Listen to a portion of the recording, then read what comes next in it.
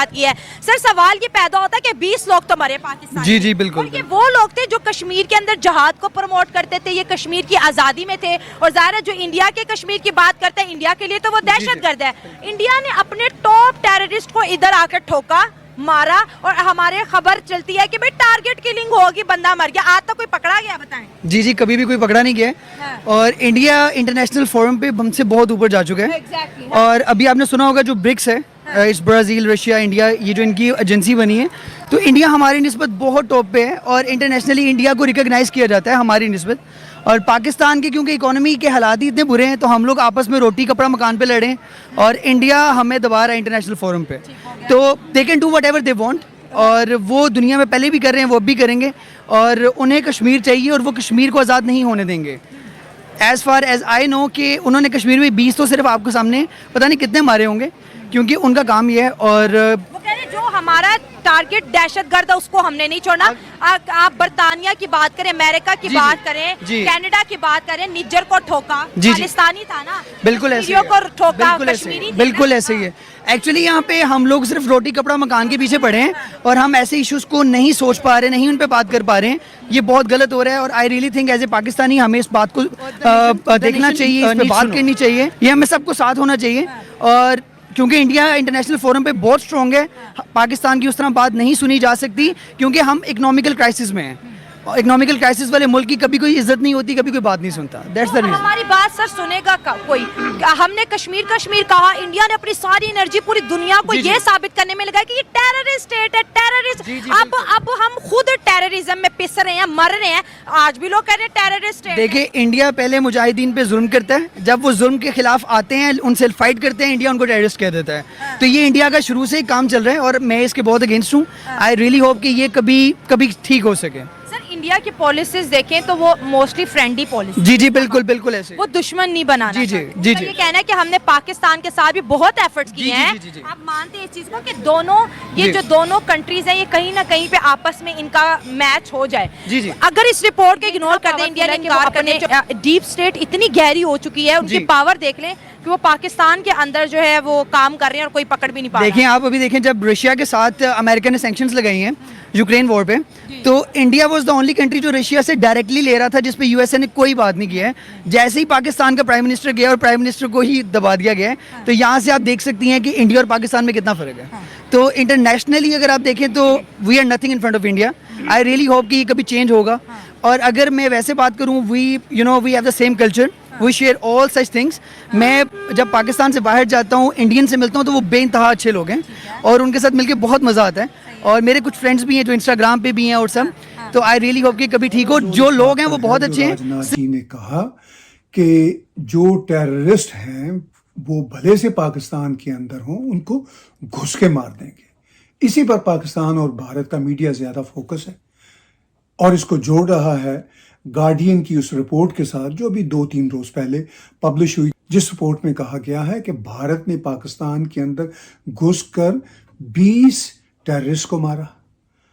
अब जब राजनाथ जी के साथ एक इंटरव्यू जो न्यूज़ 18 पर राहुल जोशी जी ने किया, उसमें बहुत सारी भारत के पॉलिटिक्स के हवाले से बातें थी, मगर 2 बातें भारत और पाकिस्तान के रिश्तों के हवाले से थी।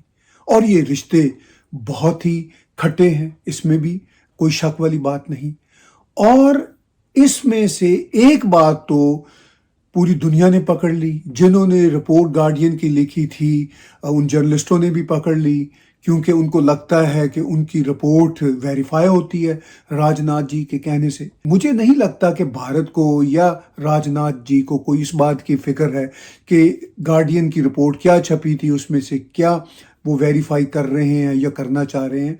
They don't care about those things.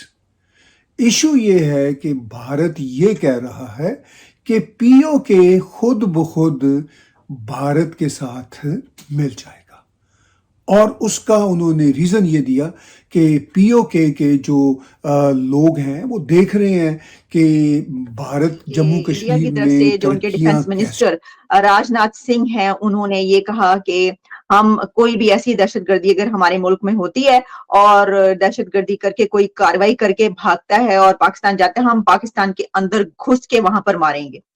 पहले भी घुस के मारा है और अब हम घुस के मारेंगे, नहीं छोड़ेंगे। तो सर इसके ऊपर जाहिर है कि फिर उसके एक दिन के बाद जो है वो पाकिस्तान की तरफ से भी स्टेटमेंट आई कि ये बड़ी ही एक गैर जिम्मेदाराना स्टेटमेंट है, सॉवरेनिटी का मामला है। तो डॉक्टर साहब आप क्या समझते हैं कि ऐसा जो है वो अब पहले जो है वो ये कहा जाता था कि जी दहशतगर्दी हो रही है हमारी तरफ और ऐसा नहीं होना चाहिए, लेकिन अब उन्होंने ये कहा है कि हम अंदर घुस के मारेंगे। तो ये एक बहुत यानी जिसे कहते हैं कि एक आप समझते हैं कि एग्रेसिव स्टेटमेंट है। बात ये है कि इंडिया फील करता है कि अब उसकी हर किस्म की स्ट्रेंथ इकोनॉमिक और मिलिट्री और ये बढ़ रही है, दुनिया में उसकी बात भी सुनी जाती है।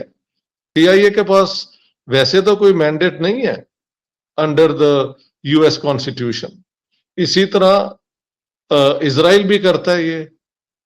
और अब इंडिया ने वैसे इंटरनेशनल लॉ में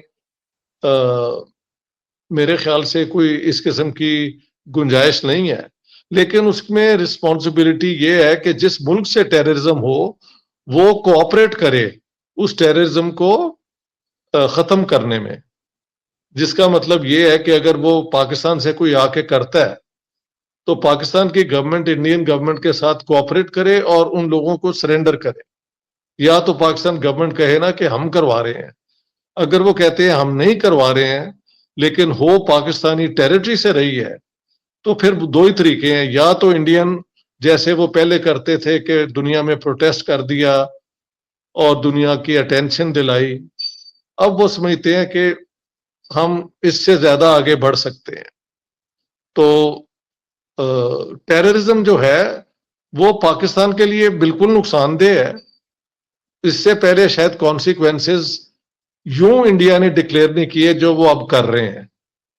तो गैर जिम्मेदाराना स्टेटमेंट ये वो पाकिस्तान की गवर्नमेंट की मुझे समझ तो आती है, क्योंकि वो इसके अलावा और क्या कहें।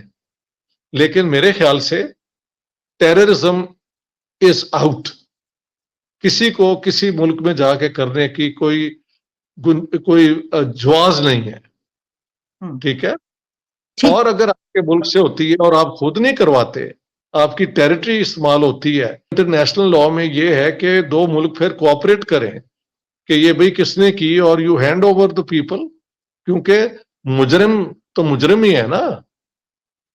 सो अब इंडियन गवर्नमेंट की जो एटीट्यूड है वो ठीक है, वो अब समझते हैं कि अमेरिका तो ये जो आपने बात कही ना कि अब जो है वो ये बात उन्होंने भी कही है कि ये पहले वाला इंडिया नहीं है, यानी अब जो आपने कहा कि पहले वो आवाज उठाते थे, उन्होंने कहा अब ये मामला नहीं होगा, अब दूसरी तरीके से चलेंगे।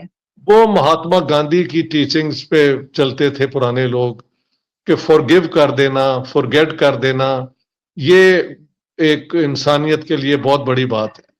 मेरे ख्याल उन्होंने वो ट्राई करके देख लिया। अब इंडिया की पॉलिटिक्स का करैक्टर भी तो बदल गया है ना। और तो फिर अब इंडिया कहता है कि भाई अगर ये, तो वो नहीं कहते कि हम आके अंदर आपके मुल्क के टेररिज्म करवाएंगे, ये तो नहीं ना कह रहे। वो ये कह रहे हैं कि अगर आपके मुल्क से हमारे मुल्क में टेररिज्म होती है तो हम उसको परसू करेंगे। तो बात ये है कि under international law all states have the right to protect their sovereignty.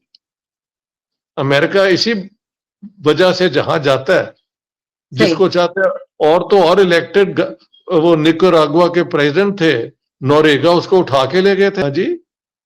तो अमेरिकन जी डॉक्टर साहब इसके अंदर एक बात ये भी है कि जब उन्होंने ये कहा है कि अगर कोई भी आया और ये किया तो हम, तो बात तो साफ है कि दूसरी तरफ से ये कहा जाए कि भाई कोई आएगा ही नहीं, यानी कोई आएगा ही नहीं तो ऐसा होगा ही नहीं।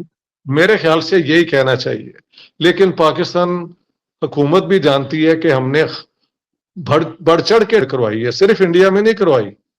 अमेरिका में जो हमले हुए हैं 2-3 9/11 से पहले, और 9/11 वाला बेस जो है वो पेशावर में ही था ना।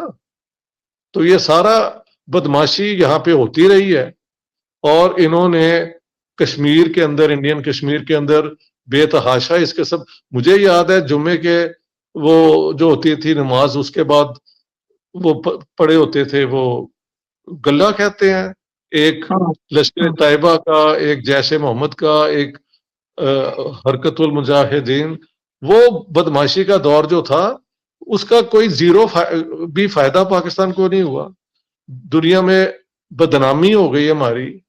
लेकिन इंडिया तब भी वो पुरानी डगर पे चल रहा था कि हम डिप्लोमेटिकली कन्फ्रंट करेंगे, हम दुनिया में बताएंगे, ये देखें क्या करते हैं। मेरे ख्याल से अब वो समझते हैं कि they are a regional power who would see to it कि अगर कोई टेररिज्म करता है तो वो बच के ना जाए। ठीक, वेदर दिस इज गुड और बैड आई डोंट नो, लेकिन ये चेंज ऑफ एटीट्यूड तो इंडिया का है। आई एम नॉट सरप्राइज्ड क्योंकि तंग आमद व जंग आमद, समझ गए आप। तो कोई भी मुल्क जो है वो अपनी सॉवरेनिटी को वायलेट नहीं होने देता अगर उसके बस में हो। वो दौर इंडिया का गुजर गया है। अब इंडिया एक पावर है जो पाकिस्तान भी जानता है कि है। तो देखने में ये एक अग्रेसिव स्टेटमेंट है इंडिया की तरफ से, लेकिन जिस कॉन्टेक्स्ट में बात हो रही है वो तो ये है कि हमने बहुत करवाई। तब तक तो इंडिया चुप रहा जब उनके पास शायद ये दुनिया में वो क्लाउड नहीं था, उनके पास इतनी मिलिट्री पावर नहीं थी, ये नहीं थी, वो नहीं थी। Now they feel if you do we'll come after you. So that's अच्छा डॉक्टर साहब, हाँ जी जी प्राइम मिनिस्टर शहबाज शरीफ जो है सऊदी अरेबिया गए हैं, 3 दिन के दौरे पर हैं। तो वैसे तो उम्रा किया उन्होंने, उम्रे पे गए हैं और जो रमजान के